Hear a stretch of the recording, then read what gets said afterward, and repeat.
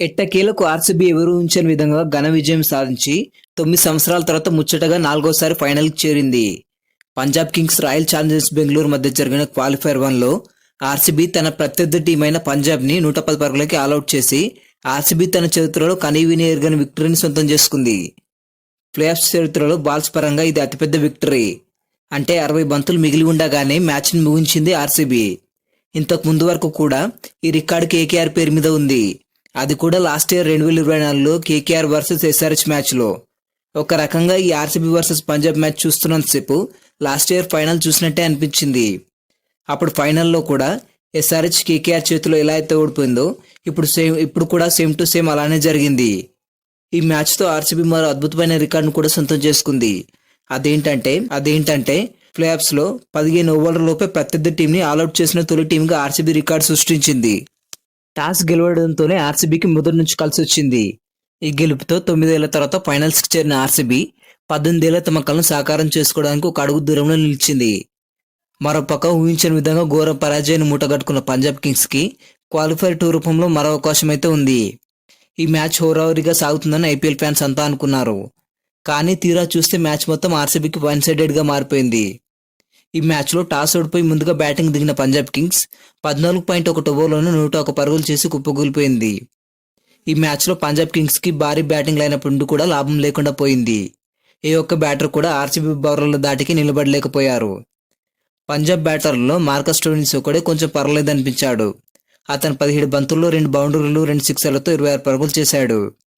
భారీ అంచనాలతో బరిలో దిగిన ఓపెనర్స్ అయిన ప్రియాంక్ చార్ 7 పరుగులు, ప్రభు సిమ్రన్ సింగ్ 18 పరుగులు చేస్తే వన్డౌన్లో వచ్చిన జోష్ ఇంగ్లీష్ మాత్రం ఈ మ్యాచ్లో 4 పరుగులు మాత్రమే చేశాడు. కానీ వీళ్ళు ఆడలేకపోయారు ఓకే, బట్ ప్రతి మ్యాచ్లో నిలకడగా రాణిస్తూ టీం గెలుపు కోసం ఏదైనా చేసే కెప్టెన్ శ్రేయస్ అయ్యర్ అవుట్ అవడం అందరికీ పెద్ద షాక్ ఇచ్చింది. శ్రేయస్ అయ్యర్ లాంటి ఇన్ఫామ్ బ్యాటర్ అవుట్ అవడంతో ఫ్యాన్స్ అంతా ఒక్కసారిగా నోలు వెళ్ళబెట్టుకున్నారు. ఇది మాత్రం ఎవరు ఊహించని బిగ్ వికెట్. ఆ తర్వాత వచ్చిన నేహల్ వద్దరు కూడా కేవలం 8 పరుగులకే అవుట్ అయ్యాడు. ప్రతిసారి 2 ఓవర్లలోపే ఒక్కొక్క వికెట్ కోల్పోతూ వస్తున్నారు. పంజాబ్ తరఫున ఈ మ్యాచ్లో డెబ్యూ చేసిన ముషీర్ ఖాన్ కూడా ఇంపాక్ట్ ప్లేయర్గా వచ్చి ఏ ఇంపాక్ట్ చూపకుండా 0 పరుగులకే అవుట్ అయ్యాడు. అలాగే ఈ మ్యాచ్లో ఆర్సీబీ వికెట్ కీపర్ కళ్ళు చెదిరే క్యాచ్తో ఎవరో అనిపించారు. ఉమర్జాయ్ కొట్టిన బంతిని వికెట్ వెనకాల సూపర్ మ్యాన్లా గాల్లోకి ఎగురుతూ సింగిల్ హ్యాండెడ్ క్యాచ్ తీసుకున్న జితేష్ శర్మ మైదానంలోని ఆటగాళ్లతో పాటు అభిమానులతో పాటు టీవీలో చూస్తున్న వాళ్ళని సైతం అతని ఎఫర్ట్స్ను మెచ్చుకోకుండా ఉండలేకపోయారు. ఈ సీజన్లో ఇది అత్యుత్తమ క్యాచ్గా మారే అవకాశం ఉంది. ఈ మ్యాచ్లో హాజిల్వుడ్ రీ ఎంట్రీతో ఆర్సీబీకి చాలా పెద్ద ఎత్తున కలిసి వచ్చింది. శ్రేయస్ అయ్యర్, జోష్ హాజిల్వుడ్, ఉమర్జాయ్ వంటి కీలకమైన వికెట్లు పడగొట్టాడు. మరోవైపు హాజిల్వుడ్ కంటే నేనేమి తక్కువ కాదంటూ సుయాష్ శర్మ కూడా శశాంక్ సింగ్, ముషీర్ ఖాన్ అలాగే డేంజరస్ బ్యాటర్ అయిన మార్కస్ స్టోయినిస్ వంటి వాళ్ళని అవుట్ చేశాడు.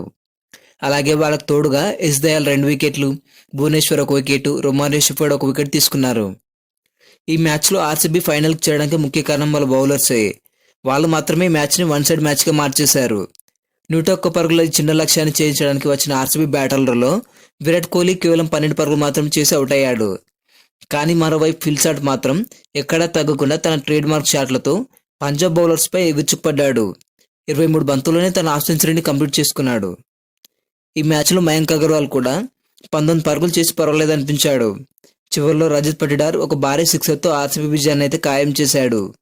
ఈ మ్యాచ్లో రజత్ పటిడార్ 8 బంతుల్లో 15 పరుగులు చేస్తే ఫిల్ షాట్ మాత్రం 27 బంతుల్లో 6 బౌండరీలు 3 సిక్సర్లతో 56 పరుగులు చేసి నాట్అవుట్గా నిలిచాడు. మ్యాచ్ అనంతరం ఆర్సీబీ కెప్టెన్ రజత్ పటిడార్ మాట్లాడుతూ అభిమానులకు కృతజ్ఞతలైతే తెలిపాడు. ఫ్యాన్స్ సపోర్టే మమ్మల్ని ఇక్కడి వరకు తీసుకొచ్చింది. మేము ఎక్కడికి వెళ్ళినా అభిమానులు భారీ సంఖ్యలో హాజరై మాకు హోమ్ గ్రౌండ్ లాంటి అనుభూతిని కలిగిస్తున్నారని చెప్పుకొచ్చాడు. మా హోమ్ గ్రౌండ్ చిన్న సమయం మాత్రమే కాదు, మేము ఎక్కడికి వెళ్ళినా అది మాకు హోమ్ గ్రౌండ్ లాంటిదే. మనం ఇప్పుడే సంబరాలు చేసుకోవడం మంచిది కాదు, ఎందుకంటే ఇంకా మనకు ఒకటి తక్కువైంది, అదే టైటిల్. ఆ టైటిల్ గెలిచిన తర్వాత అందరం కలిసి పండుగ చేసుకుందామని చెప్పుకొచ్చాడు. ఈ సీజన్లో ఒక డివిలియర్స్ తప్ప ఎవరికి కూడా ఆర్సీబీపై అంత నమ్మకం లేదు. ఎందుకంటే ఈసారి ఆర్సీబీ టీంను మొత్తం మార్చేసింది. ఎవరూ ఎక్స్పెక్ట్ చేయని టీంని రెడీ చేసింది. ఆ యాక్షన్ టైంలో కూడా ఆర్సీబీ తీసుకున్న ఏ ప్లేయర్ కూడా ఫామ్లో లేరు.